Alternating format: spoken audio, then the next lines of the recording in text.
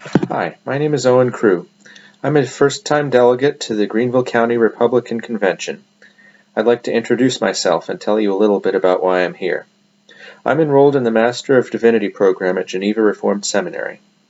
I'm currently taking a break from classes, but I've been studying there since 2010, except for a break in 2014 and 2015 to help with a family situation.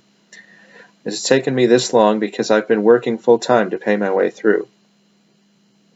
I met my wife, Sarai, during my last break from classes, and we were married in the summer of 2015.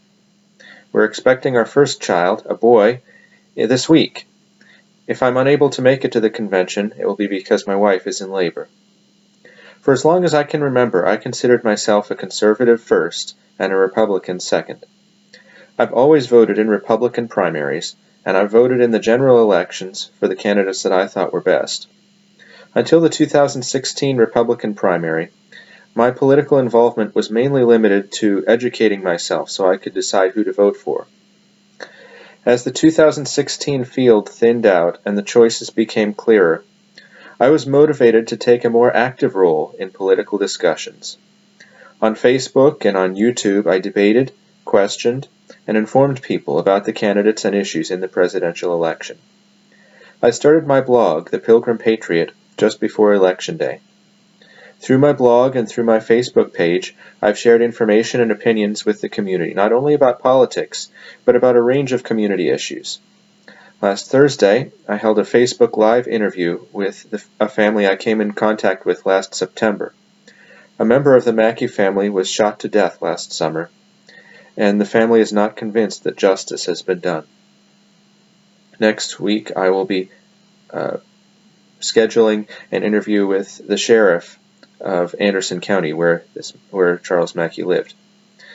Also last September, I came into contact with Darian Blue, Executive Director of the Phyllis Wheatley Center and pastor of Nicholtown Baptist Church. We've had a couple of interviews, and we continue to work together on content on poverty, race, and the church.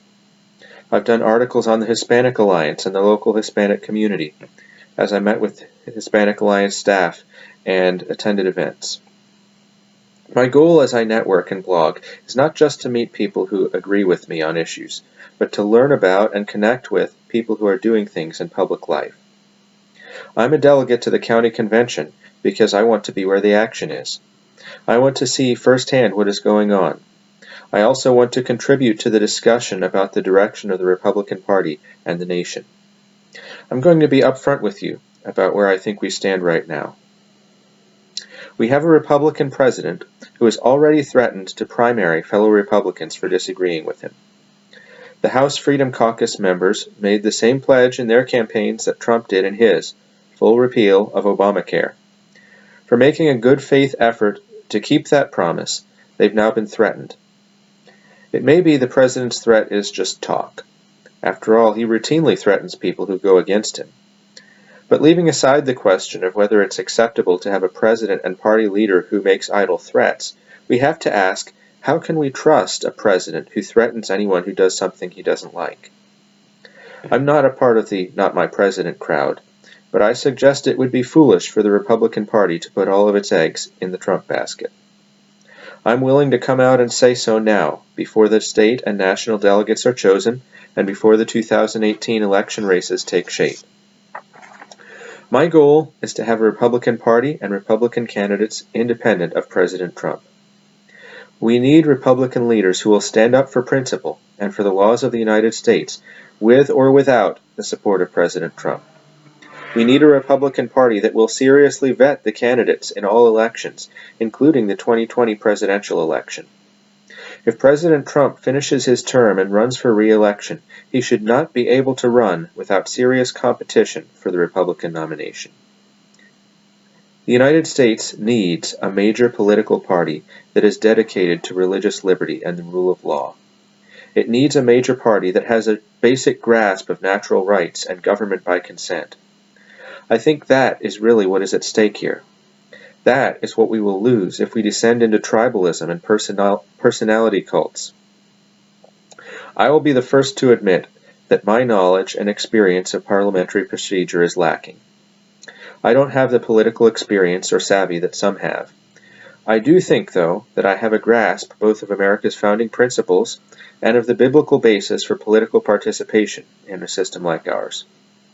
Not everyone in the Republican Party has that, and that is why I felt the need to run for office. I do take seriously the responsibility of serving in the party, and I promise to educate myself and serve to the best of my ability. I will support candidates for party office or public office who I believe share my conservative beliefs and values, with a preference for those who have experience and proven skills. I look forward to meeting you, my fellow delegates. In closing, I want to announce that I plan to run for delegate to the state convention. I ask you to consider voting for me, Owen Crew, this Saturday. Thank you for watching.